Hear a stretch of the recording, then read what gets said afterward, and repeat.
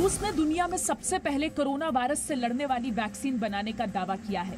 Corona की vaccine को रूस ने स्पुतनिक 5 नाम दिया है, जो कि एक सैटेलाइट का भी नाम है।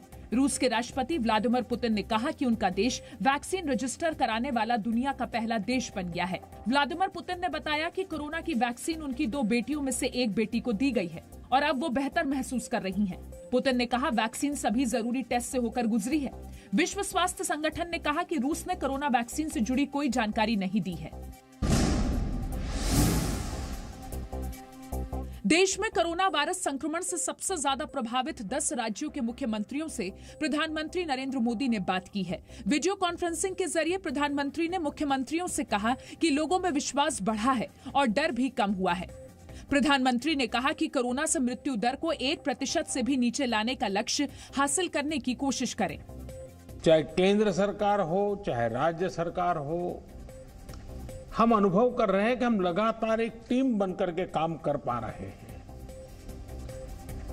और यही टीम स्पिरिट जो है वो एक परिणाम लाने में हम सफल हुए हैं। देश में कोरोना की लगातार तेज होती रफ्तार आज थोड़ी कम हुई।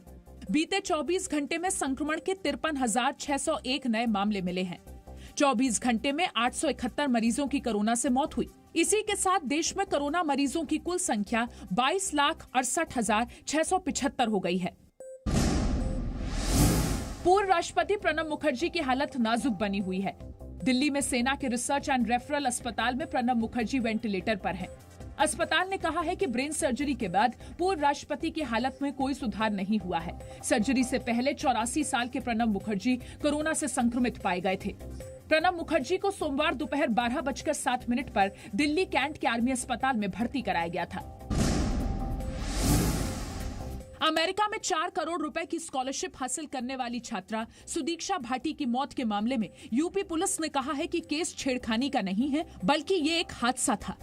ट्रैफिक के कारण बुलेट मोटरसाइकिल ने अचानक ब्रेक लिया। ब्रेक लेने के बाद ये मोटरसाइकिल जिसमें भाई बहन थे वो जाकर के उससे टकराई और टकराने के बाद लड़की के गिरने से दुखद मृत्यु हो गई। सुदीक्षा के परिवार ने आरोप लगाया कि बाइक सवार 2 लड़के सुदीक्षा की बाइक को बार-बार ओवरटेक करने की कोशिश कर रहे थे और उन्हें परेशान कर रहे थे। मंचलों को ही जिम्मेवार मानता हूं, जो ऐसे वो करते हैं, शायद किसी और के साथ भी ना हो। उनके सख्त कार्रवाई की जाए उनके खिलाफ। सुदीक्षा गौतम बुद्ध नगर में अपने घर से चाचा के साथ बुलंदशहर जा रही थी। सोमवार को बाइक से नीचे गिरने की वजह से सुदीक्षा की मौके पर ही मौत हो गई। सुप्रीम कोर्ट ने सुशांत केस को बिहार से मुंबई ट्रांसफर करने की रिया चक्रवर्ती की मांग वाली याचिका पर फैसला सुरक्षित रख लिया है। सुप्रीम कोर्ट ने कहा है कि इस केस से जुड़े सभी पक्ष अपनी लिखित दलील गुरुवार तक जमा करा दें। इस केस में रिया चक्रवर्ती की ओर से सुप्रीम कोर्ट में कहा गया कि सीबीआई को सुशांत केस की जांच की इजाजत न दी जाए। महाराष्ट्र सरकार की ओर से कहा गया, बिहार पुलिस की जांच और केस को सीबीआई को सौंप देना गैर कानूनी है। बिहार सरकार की ओर से कहा गया, राजनीतिक दबाव की वजह से महाराष्ट्र में अब तक सुशांत केस में एफआईआर दर्ज नहीं हुई। अब जब मामला उनके पर आ रहा है और उनके ऊपर शिकंजा जब कस रहा है धीरे धीरे, क्योंकि सारे तथ्य उनके खिलाफ आ रहे हैं और उनका इन्वॉल्वमेंट इस पूरे संगीन क्राइम में इस्टेब्लिश होता जा रहा है रोज दिन पर दिन, अब उनको मीडिया ट्रायल सडनली लग रहा है। तो इसलिए इस तरह की बातें जो हैं वो बिल्कुल बेबुनियाद हैं। सच्चाई जानने का हक हर इंसान को इस देश में है। सुशांत सिंह राजपूत की फोरेंसिक रिपोर्ट से खुलासा हुआ है कि उनके शरीर में जहरीला पदार्थ नहीं मिला और न ही शरीर पर चोट के निशान थे। प्रवर्तन निदेशालय सुशांत सिंह केस में एक्टर रिया चक्रवर्ती के दिए जवाबों से संतुष्ट नहीं है। सूत्रों के मुताबिक रिया चक्रवर्ती ईडी के कई सवालों का जवाब नहीं दे पाई। सूत्रों के अनुसार 2018-19 में रिया चक्रवर्ती की सालाना आय 18 लाख थी, लेकिन उन्होंने 25 लाख का फ्लैट खरीदा और 2017-18 में रिया ने 34 लाख का निवेश किया। प्रवर्तन निदेशालय ने आज मुंबई में सुशांत सिंह की बहन मीतू सिंह का बयान दर्ज किया। सुशांत सिंह की मैनेजर श्रुति मोदी और सुशांत के दोस्त सिद्धार्थ पिठानी से भी आज ईडी ने पूछताछ की। राजस्थान के पूर्व उप मुख्यमंत्री सचिन पायलट ने कहा है कि जो होना होता है वो होता है। राजस्थान कांग्रेस का संकट खत्म होने के बाद जयपुर लौटे सचिन पायलट ने पिछले दिनों खुद की कही बातों पर दुख भी जताया। उन्होंने कहा कि पार्टी जो भी काम देगी उसे करूंगा। जो कहा गया मुझे दुख है उस बात का, मुझे पीड़ा है और मुझे दर्द भी है कि इस प्रकार के शब्दों का प्रयोग किया। मैंने कोई डिमांड नहीं रखी है पार्टी से, और मैं तो कार्यकर्ता और एक एमएलए बनकर काम कर रहा हूँ, करता रहूंगा। जो मुझे पार्टी बोलेगी मैं काम करने को तैयार। राजस्थान के मुख्यमंत्री अशोक गहलोत ने कहा कि हाईकमान ने 3 लोगों की कमेटी बनाई है और दिल्ली में जो फैसले हुए हैं उसके आधार पर आगे की रणनीति बनेगी। अशोक गहलोत ने कांग्रेस के असंतुष्ट विधायकों की भी नाराजगी दूर करने की बात कही। जो लोग आए हैं अब वो किन परिस्थितियों में गए हैं, क्यों गए हैं, क्या वादे किए गए थे उनसे, क्या नाराजगी मुझसे है, वो हम दूर करने का प्रयास करेंगे। शायर राहत इंदौरी थोड़ी देर में सुपुर्दे खाक किए जाएंगे। इंदौर के अरबिंदो अस्पताल में राहत इंदौरी का हार्ट अटैक से निधन हुआ था। राहत इंदौरी 70 साल के थे। आज ही उन्होंने ट्वीट कर बताया था कि वो कोरोना पॉजिटिव हैं। मैं इंदौर के अरबिंदो हॉस्पिटल में एडमिट हूँ। दुआ कीजिए जल्द से जल्द इस बीमारी को हरा दो। हमारे मुंह में तुम्हारी जुबान थोड़ी है, सभी का खून है शामिल।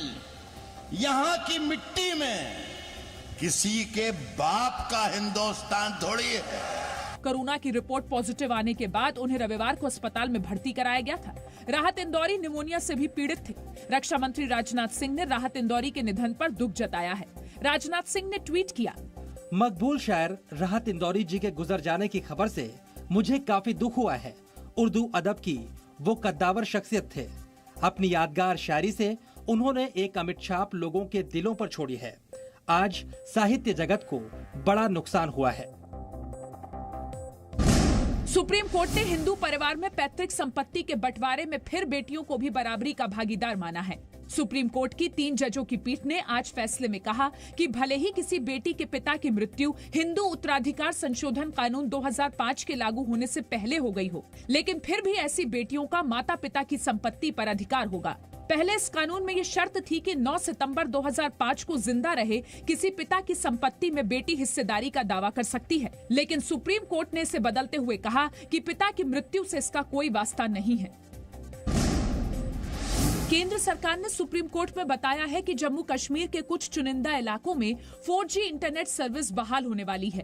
केंद्र सरकार ने कोर्ट से कहा कि जम्मू और कश्मीर डिवीजन में एक जिले में ट्रायल के तौर पर 4G सर्विस बहाल की जाएगी। जम्मू कश्मीर में 4G सर्विस पर यह राहत 15 अगस्त के बाद मिलेगी। जम्मू कश्मीर में 16 अगस्त से माता वैष्णो देवी की यात्रा भी दोबारा शुरू की जाएगी। इसको लेकर जल्द ही जरूरी गाइडलाइंस स्थानीय प्रशासन की ओर से जारी की जाएंगी। कोरोना महामारी की वजह से 5 महीने से वैष्णो देवी की यात्रा बंद है। उत्तर प्रदेश के मुख्यमंत्री योगी आदित्यनाथ ने आज राज्य के बाढ़ प्रभावित इलाकों का हवाई सर्वेक्षण किया। इस दौरान मुख्यमंत्री योगी आदित्यनाथ ने गोरखपुर और आसपास के इलाकों में बाढ़ से बिगड़े हालात की समीक्षा की। योगी आदित्यनाथ ने गोरखपुर में बाढ़ प्रभावित लोगों के बीच राहत सामान भी बांटा।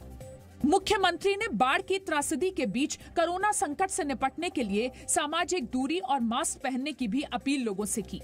Presenting B News app available on Google Play and App Store. Download it now.